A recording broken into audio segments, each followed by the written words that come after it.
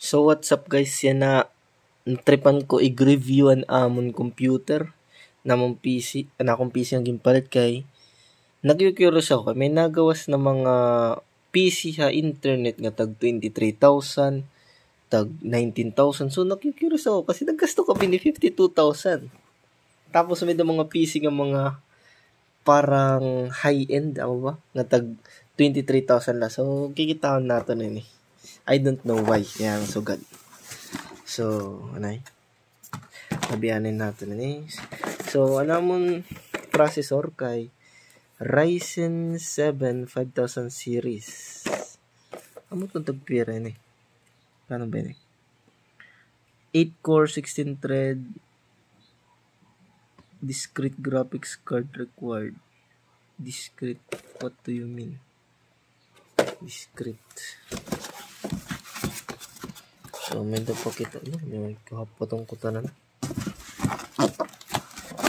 Tama na. So, power supply. Ito natin. Aerocool. Ano niya? 80 plus bronze. And then, 88% efficiency.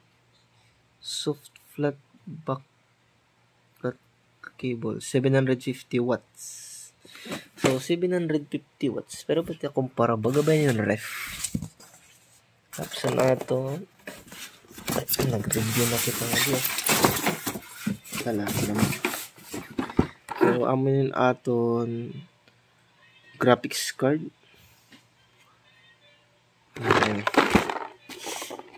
Ay, motherboard. Dari pala graphics card. So, B4050M. Hindi ko maram nito. Ryzen Athlon. AMD Ryzen 5000 desktop ready. So, I don't know what the fuck it is. A minute specs. Nakakaintindi dito. Basta nagamit na ako. Adilatan amon GPU. So, AMD Radeon RX 660 6600 architecture. So, may daniya 1080 gaming, 8GB memory. Ambot yung nakakaintindi dito. AMD. So, amon niya. Key features. Direct 12.7 GPU, anti-lag. Radeon anti-lag. Nalag nga, very good na lag, pero na-drop FPS. Ambot kaya ano. PUBG, bayin ko lang la drive. So, image sharpening, Sharpit Amon. Video streaming up to 8K. Oh my god. Kita nga screen coding. Heatsink. Graphene nano lubricant. Heat pipes direct touch. So, basically, amon na yung ito. Tamon headset. Gaming headset. Ano ba niya? Ano ba niya description? Stereo sound, LED lighting effect, close earmuffs. So, very good niya. Gaano na description. Ano akong gimbibiling yan? Resibo. Ano bang resibo yan? Ano kasi ito resibo? Nakikiros ako. Kaya nakamamala na mong PC. Pero ang butla. Bangin. Kaya mo peliwat. Kaya nakikita ko lang ito ng mga post niya. Parang ano man lo, to low graphics at amon kay naka-ultra kami. Ultra graphics. Siguro amon itong rason. Kaya nagpaplano pa ako pumalitin akon o sa pang PC. Yan natin abre na dere mabre. So amin aton review kan aton PC build. So shout out kan Tonton amin nagpilin amon mga specs.